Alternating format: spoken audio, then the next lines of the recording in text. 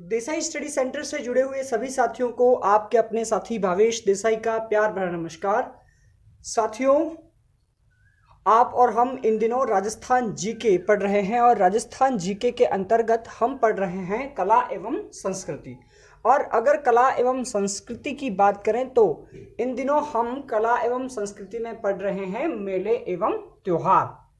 जी हाँ साथियों, आगे बढ़ने से पहले आप सभी से निवेदन है कि हमारे चैनल को सब्सक्राइब करें, साथ ही साथ घंटी का बटन भी दबा दें ताकि हमारे द्वारा जो भी क्लासेस अपलोड की जाती है उनका नोटिफिकेशन आप तक तुरंत पहुंच सके।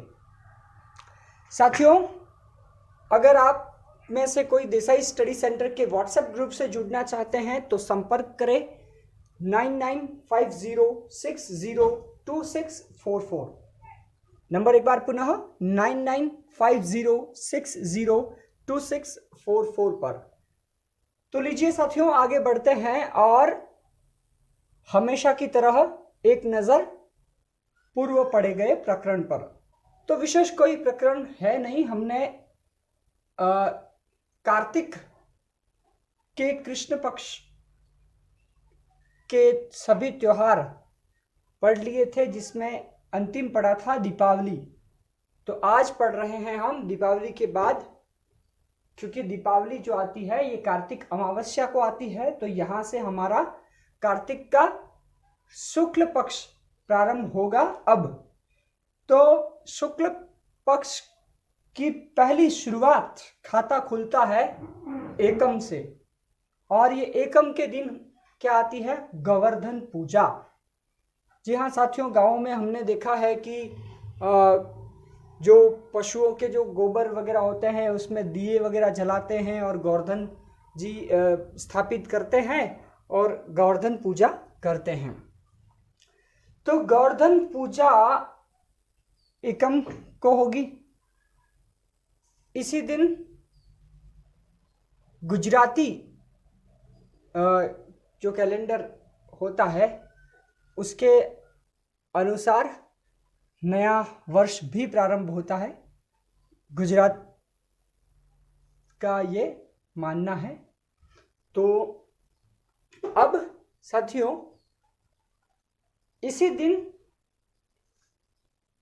से मंदिरों में क्या होता है? अन्नकूट महोत्सव प्रारंभ होता है। क्या होता है? अन्नकूट महोत्सव। और राजस्थान का सबसे प्रसिद्ध अन्नकूट महोत्सव कहाँ होता है? तो वो होता है नाथद्वारा में। नाथद्वारा में गोवर्धन धारी बाल रूप में श्री कृष्ण जी की मूर्ति, जिसे हम श्रीनाथ जी की मूर्ति के रूप में जानते हैं, तो वो है। और यहाँ एक विशेष कार्यक्रम होता है जिसका नाम है भीलों की लूट।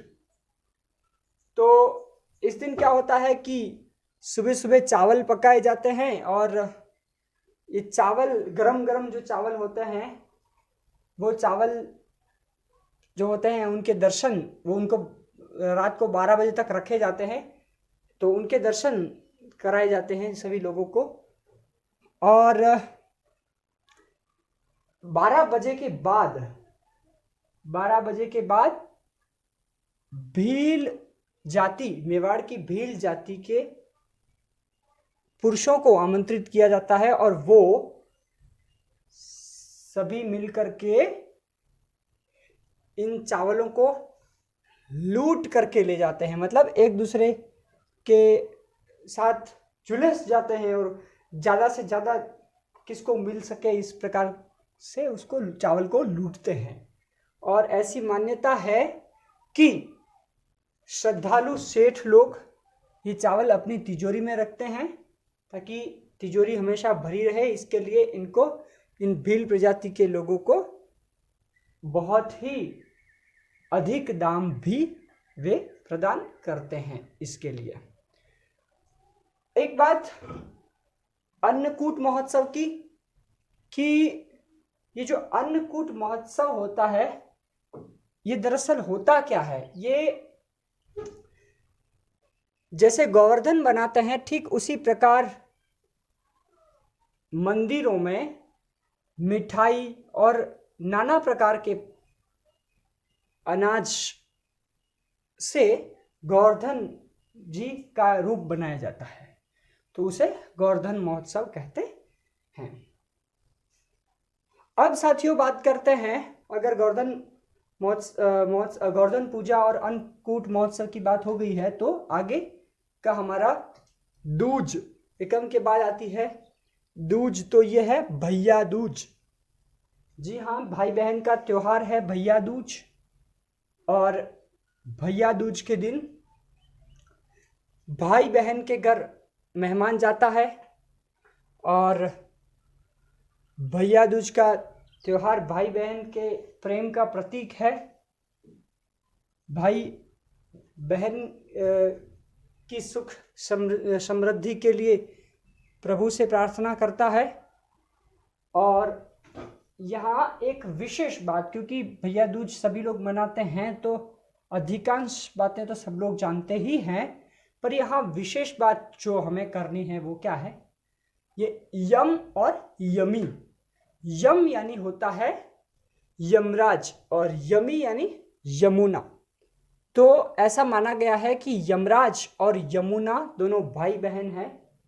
तो इसी मान्यता के अनुसार अगर भैया दूज के दिन कोई भाई बहन मथुरा में यमुना नदी में स्नान करते हैं Facebook, तो बड़ा ही पवित्र माना जाता है।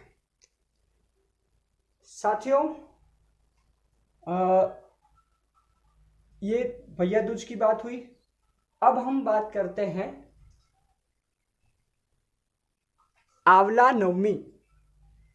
आंवला नवमी साथियों, कार्तिक की शुक्ल पक्ष की नवमी। ये जरूर ध्यान रखें कि हम शुक्ल पक्ष पढ़ रहे हैं। तो आंवला नवमी के दिन विशेष कुछ नहीं है, आंवले का भोजन में उपयोग किया जाता है और आंवले से ही भोजन पूर्ण माना जाता है, ऐसी मान्यता है। तो आंवले का प्रयोग भोजन में होता है, यही इसकी खास बात है।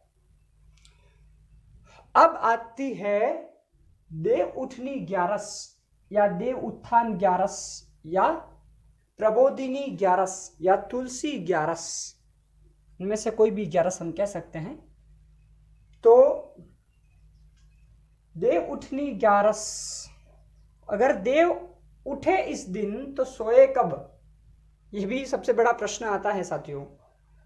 तो कार्तिक की शुक्ल पक्ष की एकादशी को हमारा ये देव उठनी एकादशी, या राजस्थान की भाषा में कहूं तो देव उठनी ग्यारस आती है। तो आषाढ़ के शुक्ल पक्ष की एकादशी को देव शयनी ग्यारस आती है। उस समय भगवान विष्णु क्षीर सागर में योग निद्रा अवस्था में चले जाते हैं और कार्तिक की शुक्ल पक्ष की ग्यारस को वे योग निद्रा से मुक्त होते हैं, इसीलिए इसे देव उठनी ग्यारस कहते हैं। तो साथियों, इस दिन तुलसी सालेग्राम का विवाह हुआ था, इसीलिए इसे तुलसी ग्यारस भी कहा जाता है। ठीक है, तो इसका ये महत्व है कि इसके बाद जो है शादी वगैरह के मंगल जो कार्य है देव उठनी ग्यारस के बाद ही किए जाते हैं। देव शयनी और देव उठनी ग्यारस के बीच में ऐसे कार्य नहीं किए जाते। अब बात कर लेते हैं साथियों कार्तिक पूर्णिमा। इस दिन कुछ विशेष बातें हैं। एक तो सिख संप्रदाय के प्रवर्तक गुरु नानक जी की जयंती है। गुरु नानक जयंती कार्तिक पूर्णिमा को आती है। और यहां मुझे बिल्कुल सटीक याद आ रहा है कि राजस्थान की अगर बात करूं तो गुरुद्वारे भी यहां जान लेना जरूरी है सबसे प्रसिद्ध सावा का गुरुद्वारा कहाँ है? चूरू में। और बुढ़ा जोड़ का गुरुद्वारा है गंगानगर में। तो ये एक बात हो गई।